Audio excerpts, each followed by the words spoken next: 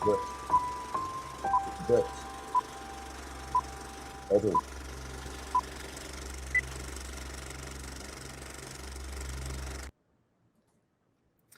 Welcome, boils and ghouls, to the front row here at the Week in Horror podcast, where we sit down to talk with the talented industry professionals that work tirelessly to bring to life the monsters and mayhem that make our beloved horror genre the best genre of them all. Tonight, I, JL, am sitting down with the amazingly talented Kasim Guillotine, the casino champ, All who of is here those with us, things. who is here with us tonight to talk about what is it? All things horror, the things that we love. So it is. Absolutely. Thank you so much for being here with us tonight. This is going to be. I think this is going to be a lot of fun. Oh, absolutely, man. JL, man, I'm glad that you kept me in mind for this. All right, because I seen when I first seen that you guys were even doing this, sitting down and talking about horror. Oh man, I kind of felt left out. So I was expecting an invite at some point, man. So hey, I'm glad it happened. Thank you. Absolutely. Oh, it's our pleasure. It's our pleasure. It's tough. It's been a little bit tough because a lot of professionals now okay. So we have to say the COVID-19 pandemic really threw a wrench into a lot of people's work. So now that we're post-pandemic, everybody's like scrambling to catch up. So everybody's super busy. So it's a huge thank you from us that you're able to like kind of carve out a small amount of time to sit down with us and talk, because we know it's kind of like, we have like a year to try and make up for. Exactly. Carving is what I do. Carving is what I do. So yeah, appropriate, highly appropriate. Awesome. All right. So, first and foremost, okay, Kasim, you specialize in special effects, makeup effects, the gory, practical effects that we absolutely love and things that we love to see because, fuck CGI. We hate CGI because we like to see it there. The actors like to see it there. But let's go from the beginning. Okay. What started this is a highly specialized area that you work in. What kicked you off first getting into like this business of Hollyweird, and then leading up to I'm gonna make the monsters that give people the nightmares? So I'm an artist, right?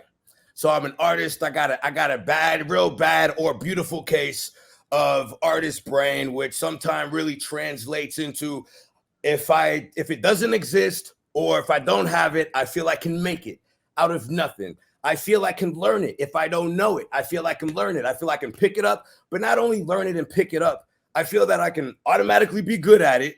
And if I put in the time, I can always be exceptional no matter what. So like almost anything is achievable.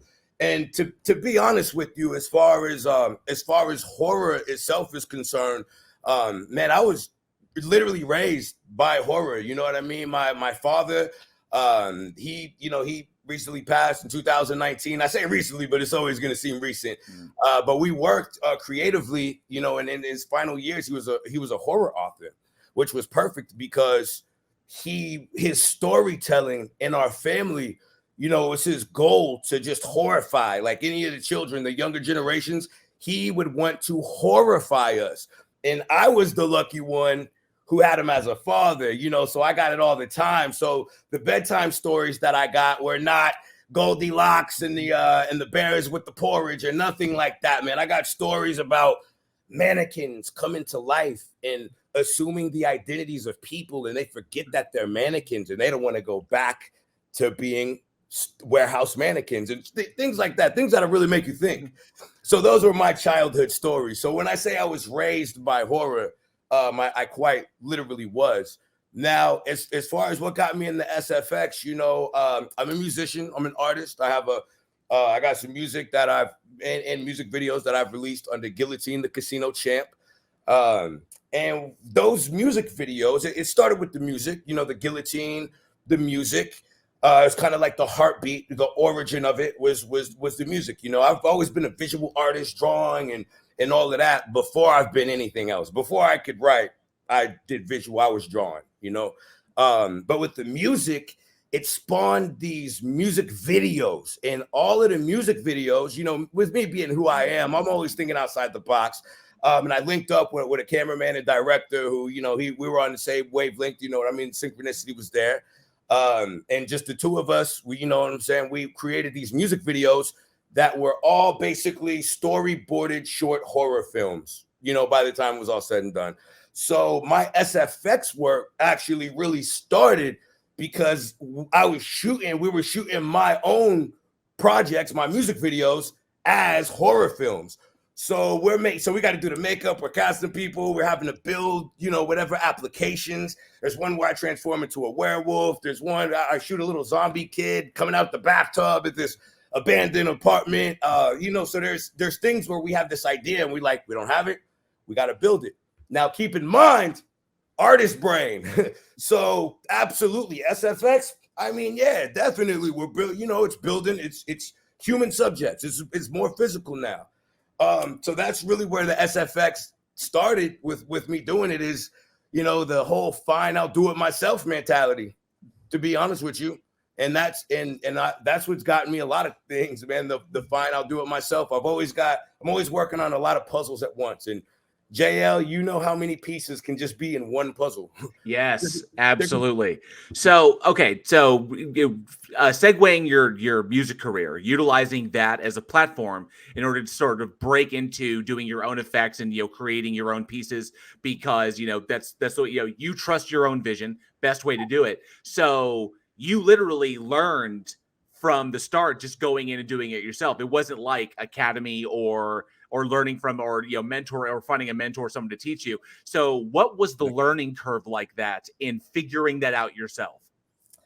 I would say every challenge that arose from this, specifically with SFX, every challenge that would arise was really fun. You know, I pride myself on being able to think fast on the spot, you know, being able to freestyle about whatever that I see, or improvising, just, you know what I mean? And it's a way of life. It's a way of operating in all aspects of life. But I would say, you know, with the things when we'd run into an issue or something like that, it was just so fucking fun, man. And like for example, you know, with this last thing that we shot with Johnny, playing this killer, you know, I kept messing with Johnny. I was like, how dare you come onto a movie set with a allergy to latex? Who does that? Leave it at home. Like no, not today. You know, leave the latex allergy. It's like the one thing you should leave at home. But you know, having to work around that fast, because we had to find things that like kind of just like don't exist. You know what I mean? And that area of having to just, you know, create something out of nothing is one thing, because we're creating something out of nothing. There's the difference of spending like a week. You know, we spent like a couple weeks building the 7 heads, but that's an incident where we had to think fast on the spot. I call it like an audible.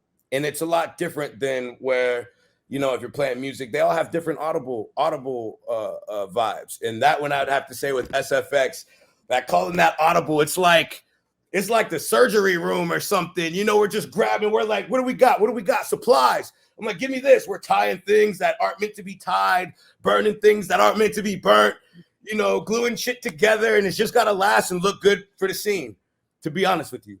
So it's as much kind of like where your instincts take you as it is like what you've learned over time. Because sometimes it's just kind of like because I know as a filmmaker myself, you get those moments when you're behind the camera or even in front of the camera where something will spark and you'd be like, we got to go in this direction, or we got to try this. And luckily, as an actor or sometimes as a director, you're time constrained. I know you are as well, because you've got to have it there.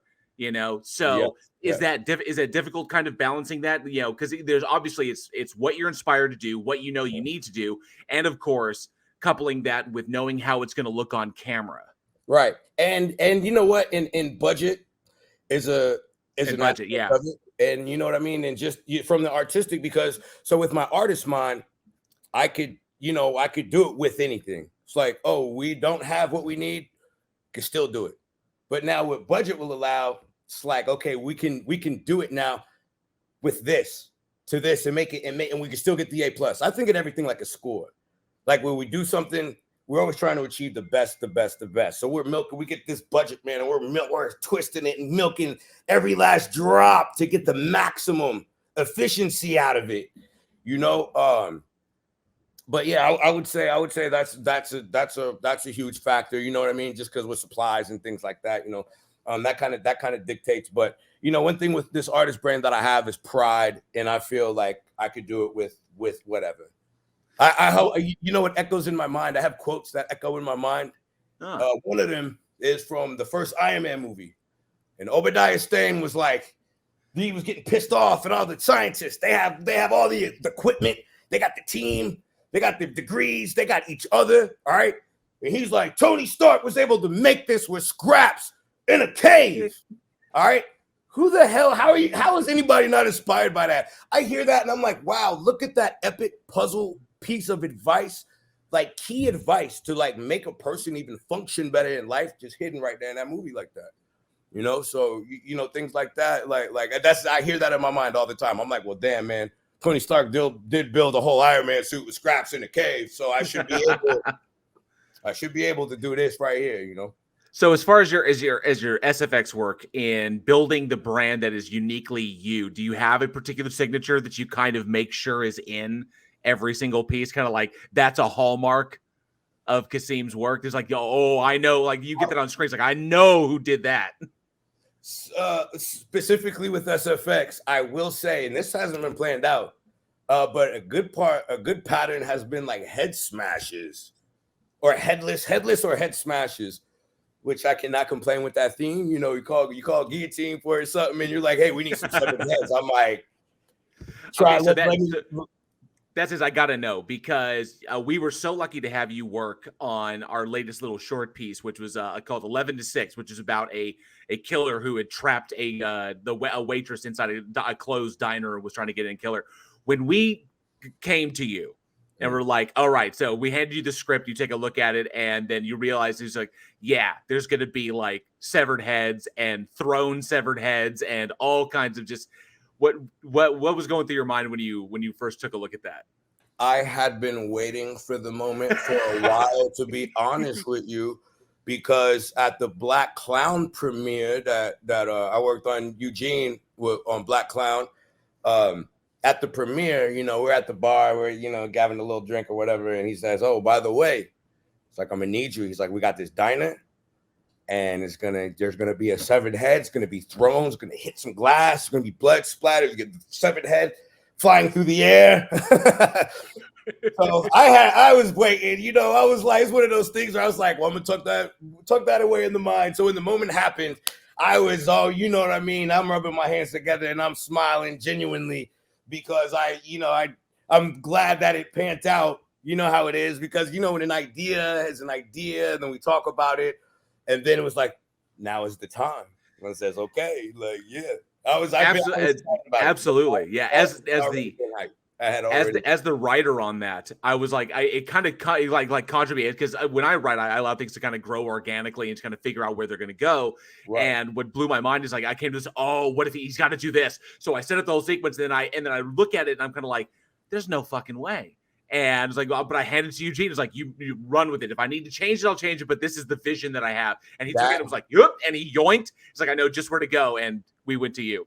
Yes. You know what? And that right there, that's the way to be. I'd rather be, you know, so in building those separate heads, we were setting up the station, you know what I mean? Because we made the serial killer mask. And when I say I'm referencing my dark art store partner, Katarina Gravestone, who I would not be able to do half of the shit that I do. I wouldn't be able to do without her, especially, like I said, with so many puzzles open at the same time. You know what I mean? So it's good to have a structured operations partner that can handle some of the things that's impossible for me to switch gears on.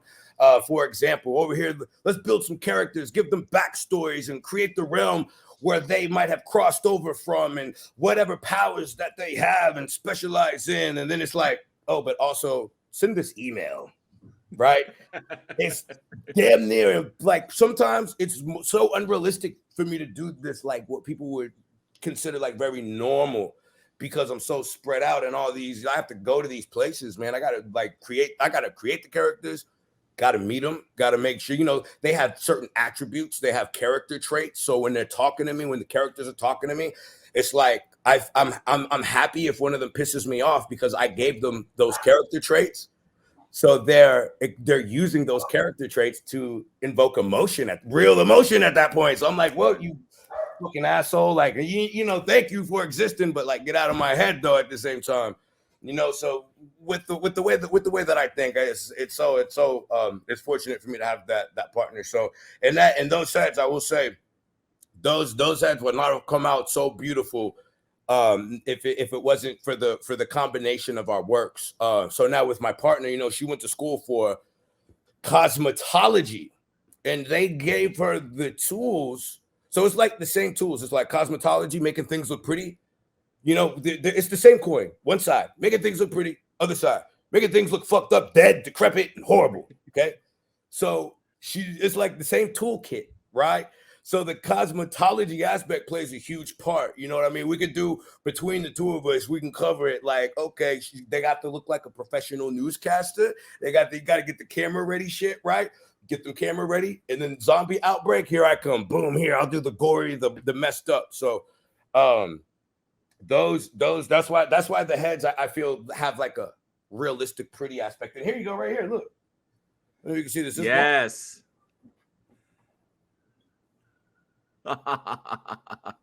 So this was here. Let me turn the light down just a little bit for her, because you know. Let me see. Oh, she looks like she's sleeping. Yeah, and it was here. Where is it? And it was funny because as we were making this, and it was just the mold, like kind of just chilling on the kitchen counter.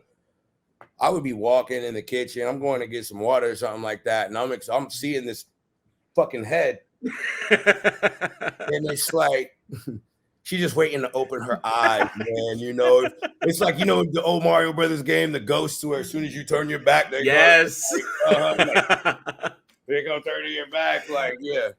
In fact, the way you have it kind of displayed is reminiscent of I believe it's an Indonesian monster that is the head of a woman.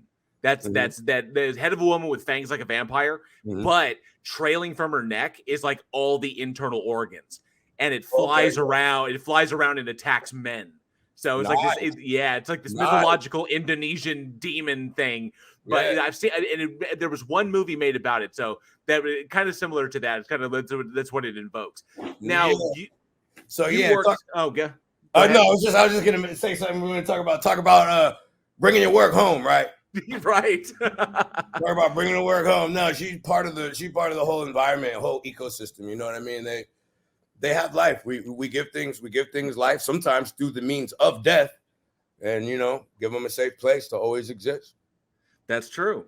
So you worked with us on 11 to 6, and prior to that, you worked with Week in Horror on Nail Gun.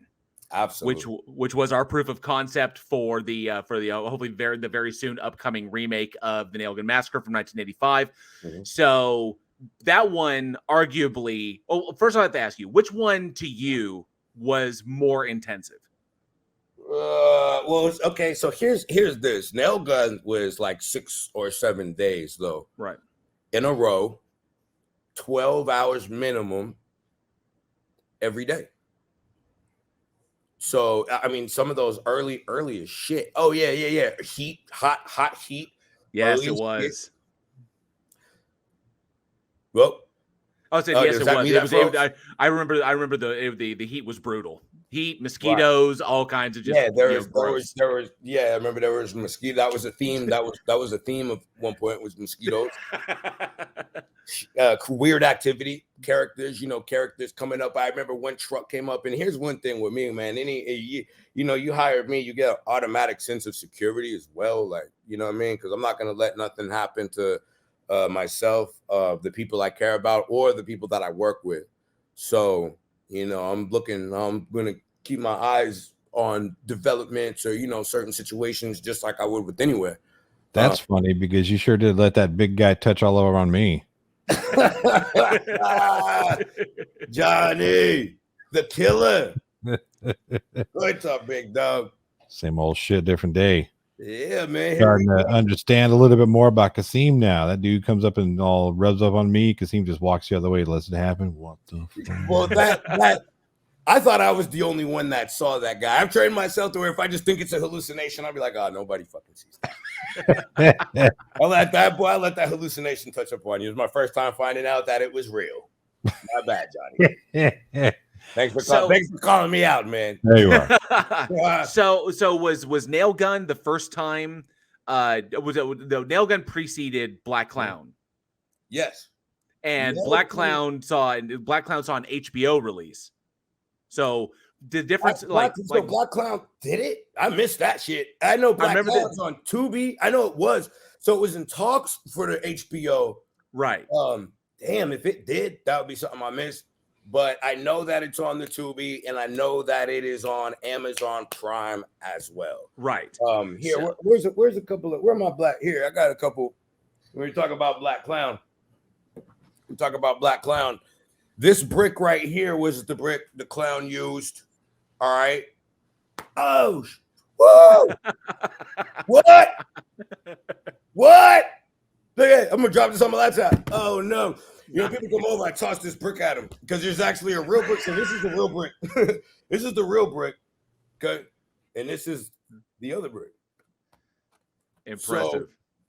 So at one point, you know, I got this formula, JL, where if somebody's getting attacked with a weapon, we have a duplicate replica of the weapon, but then we also have the real weapon. So real brick, right? This real brick is gonna now strike a dummy head that we make, and the dummy head's gonna have makeshift skull, brains, all that shit inside. So beat the dummy head with the real brick, all right, for the maximum effect, but hit the real actor with the fake brick, right? That works with the various. It works with the various angles, so that you can get the camera in there, and you're not missing anything. Exactly. Again, that's another thing we got mixed up on 11-6. I got stabbed with the real knife, and the dummy got the plastic knife. What the fuck? Yeah, that's why. That's all facts, which is why actually Johnny cannot project visually. No, I cannot. My face is fucked up from that shit. Fucked up. Stab wounds galore, and it is not that new style. Not piercings, wounds. Straight up. Pretty soon we won't need makeup and makeup effects for Johnny anymore. He's just gonna look the part no matter what we put him in. No, in all honesty, I am busting his balls a little bit. I'm busting Kasim's balls a little bit. No, he was the epitome of safety, almost as safe as I am when it comes to weapons on set. I mean, that's saying something because we all know I'm a ball buster when it comes to. We don't want any. It's hilarious, right? Because during this whole conversation on 11-6, we had an actual like a real knife that Kasim was. Oh my fucking goodness! Yeah, the one that got left out. Yeah. There But was one that got left out, and I fucking like. Here's what. Yeah, man, I'm obsessive about shit. Yeah. Okay. Absolutely. Well, the funny part of the story is Kasim was dulling this knife, right? Spending all this time dulling this knife, making sure that it was not going to cut anybody. And he made a comment. I think Destiny heard him make this comment, talking about we don't want any Alec Baldwin's incidents on this shit. I'm like, dude. Yeah, we don't want a Baldwin incident, and and it was awesome. That's how I found out that Destiny's last name was Baldwin. Yep. And that she is actually related to Baldwin. Like, yep, she's a Baldwin. She's a Baldwin. Yeah. Yeah, correct. Which was pretty beautiful. Look at that synchronicity. Even more. I was like, hey, even more so now, right? Like, you'd be even more careful, just in case. Yep. We don't want to perpetuate the any possible curses. We stop that curse right here. Yep. So having worked on Nail Gun, and with Nail Gun, there was headless bodies, there was severed heads, there was nails stuck in people, shot into people, nails shot into people's dicks and shit. Great, bro. Wow. And fire stunts, and it just a whole smorgasbord of just craziness. Yeah. Then you got 11-6, more severed heads, and knife wounds and all kinds of craziness. And Desi got particularly bloody in that one. Yeah. Black Clown, evil clowns and shit, and some graphic violence. Is there something kind of in your heart that you really, really want to do that you haven't got a chance to do yet? Creature, I really want to do just insane creature, some, you know what I mean, just like full full on crazy teeth. I want some teeth, shredding some skin. I want a lot of that. I want to shred something, like shred skin, teeth ripping, claws ripping. You know, I want some of that. Because there's you know, I want the gore. I want to do a mix of gore with a bit of a supernatural element. And we've done like Nail Gun. Technically, there's a supernatural element, and with you know, we've done a lot of human to human. I feel, you know what I mean. We've done a lot of human to human murder and dismemberment and stuff like that. So I would like to create, you know, a creature or entity that is dismembering a human in a way that we've never fucking seen, to where it's like brick skull or stab or boot stomping, like, oh, how human of you, right? Like something I want the shreds and the fucking guts and all that. I want a meal. I want to hold the Thanksgiving dinner for something that is just truly unholy and savage and hates humanity and just wants to shred every little piece of it. That's what I want. Oh man, now I really, really hope that very, very soon we're able to kick off production on the one. Can't talk too much about it because you know about it. You're the one I said to you. Exactly. So hopefully we here at Week in Horror can make that happen. You talking about Wolfman remake? You're talking about the Wolfman remake, right? The Wolfman remake.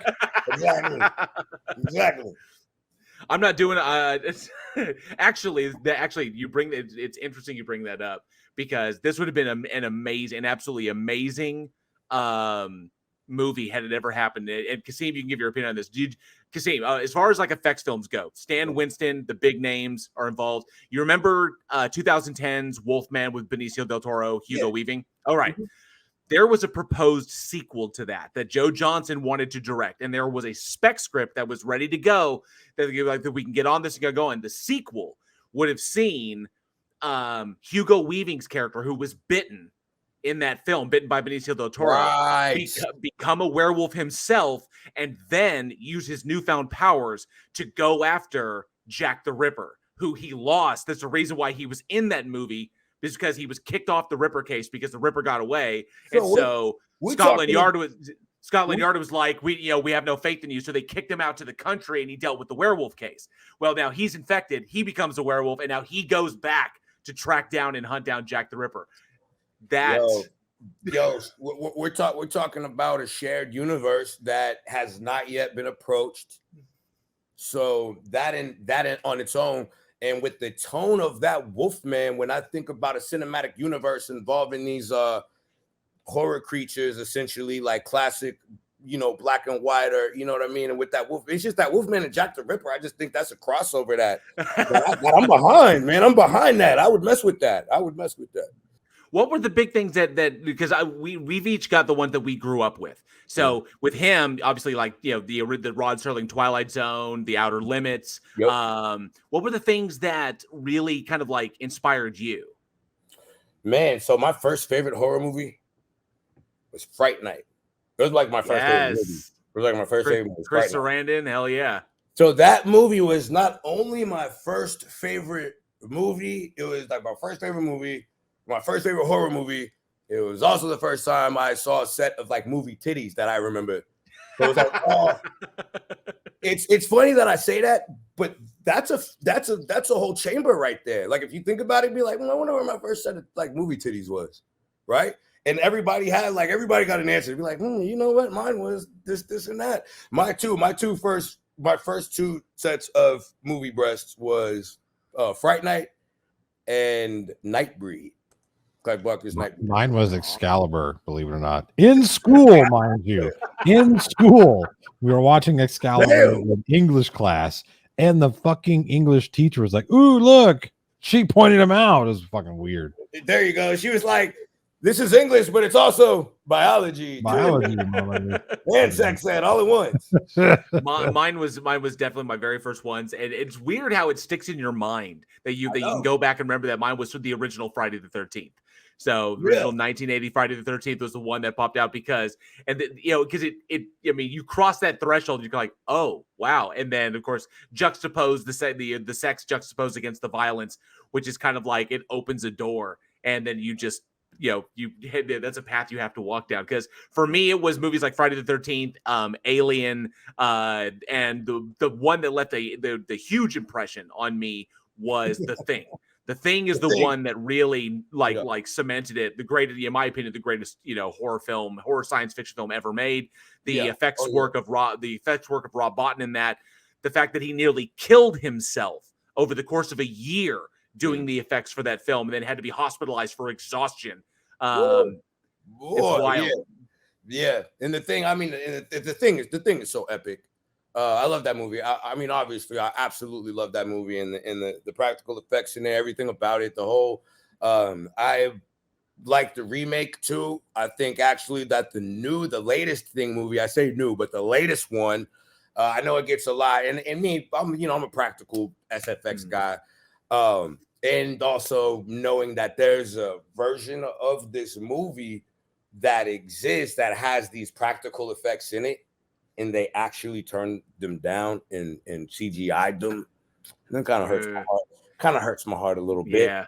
But to be honest with you, I still absolutely love the movie, and I love the way that they tied it together. I love the way that movie ends. Spoiler alert! But I love the way that movie ends, and the dog is running. The movie ends. Yeah. Okay, that transition sequence, because if you want to, you could actually take the prequel and line it up, and you could edit it. You could like cut it, trim it so that it segues directly into the Carpenter film, which I thought was really, really cool. Yeah. Now, is there as far as effects goes, like things that really, really stood out that has there ever been anything that's just kind of blown your mind, or was there anything that ever stood out to be like, oh, how did they? I've got to figure out how they did that. Because a lot of people say to us, it was like the big thing for them was in Nightmare on Elm Street when Wes Craven had Freddy. They did the latex wall behind the bed, and he does like the press in. It's like it's a simple effect, but that blew people's minds. There was one. There was something I just posted the other day where they had, and this was this. I feel anytime I'm trying to figure out how they did something, or anytime I discover how they did something, both impact my learning ability because I got to figure it out. Or once I find out, I'm like, it makes sense now. But there was a shot of they had. Who am I thinking of? I forget who it was. Oh my goodness, I'm drawing a blank. But anyway, they had somebody on the table, right? And the person, you got the top part of the torso here, and their stomach is like operated on, it's just blood and guts. And then you have the legs, right here. And so they basically sawed out enough hole where this is one person, and that's the person's torso. So they're laying there, real arms, real top torso. But the middle half, where it would be bisected, is blood and guts. You look it up. And then the legs down here, they had someone under the table with their legs up through these holes. So there's I was like, there's like 2 or 3 damn people. It looks like they're operating on one person, but there's like 2 or 3 people underneath the table. They got one person as the arms, one person as the legs, and I'm like, and it kind of simplifies it a little bit, to be honest with you. So when I find out, when I find out how they did something, I'm always like, eureka, or how the hell how didn't I figure that out? You know what I mean? But some of the most impressive stuff, I think, for me, I've always been amazed with creature designs. I think one of the illest creature designs of all time is Pumpkinhead. Nice. Stan Winston's creation and then his directorial debut, because he wanted to make the monster and run with it himself. Right. Do you see yourself maybe directing in the future? Yeah, definitely. I mean, I've had a large hand in directing my own projects for my music videos / horror films. Because all my videos, like I said, were storyboarded short horror films. That's how they were structured. There was nothing about I never had what we would always joke and be like, we call them back against the wall videos. So you got the one guy, it might have might got the styrofoam cup, might have the whip in the background with the bitch in a bikini or something, and she's like, oh yeah, in the back. It don't even go with the theme. You're just rapping just right. It's like, it's trash. It's garbage. I think that you should utilize the equipment better. Like, why would you even bring people to shoot something like that? So I think that if you got a camera, you got space, or if you have a stage, the stage is built, or that time should be built to do something always original and inventive. Like, let's think outside of the box. Whatever first idea that there is, here's a perfect example. So that idea, back against the wall video, what I like to call it, we actually did one. We were like, you know what, let's do a back against the wall video. All right, where I'm just kind of delivering my words and there's a white wall behind me, right?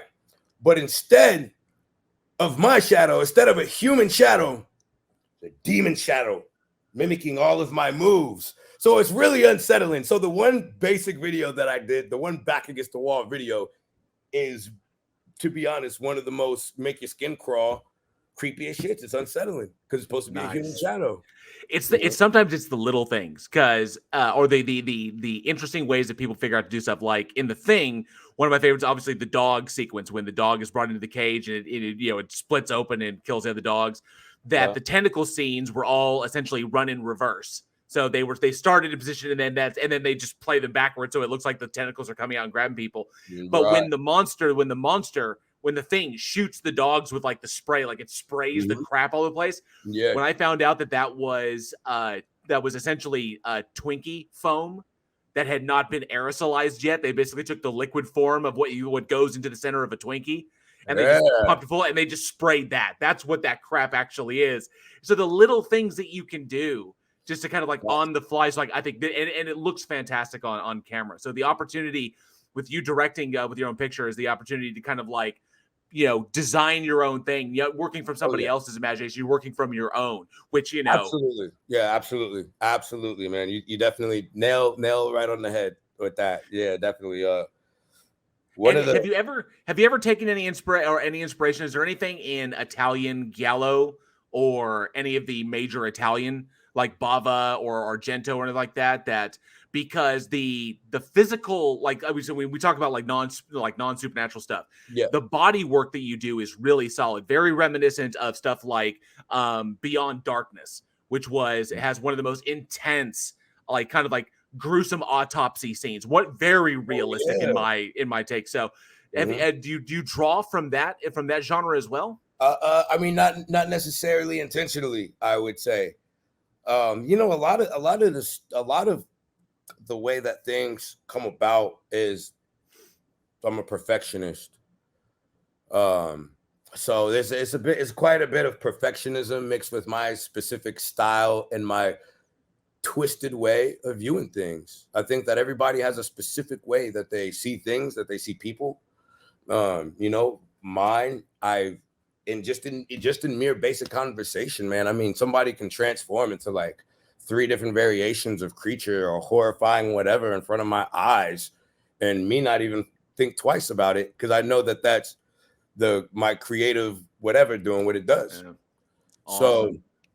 So I don't even question it, man. You know what I mean? Like it's like constant. It was constant entertainment for me. I really truly believe if somebody like woke up, let's say I switched bodies, somebody woke up as me, I think they might tear out their eyeballs. They'd have to. you gotta take a whole lifetime, buddy, to adjust to that shit. Hell yeah. Mm-hmm. So this has been amazing. Do you have anything before we wrap it up and we let you go? Do you have anything coming up or anything interesting on the books that you can talk about, or something to tease us with that may be coming out you might be working on? Yeah, absolutely. I definitely have something that I can't talk too much about.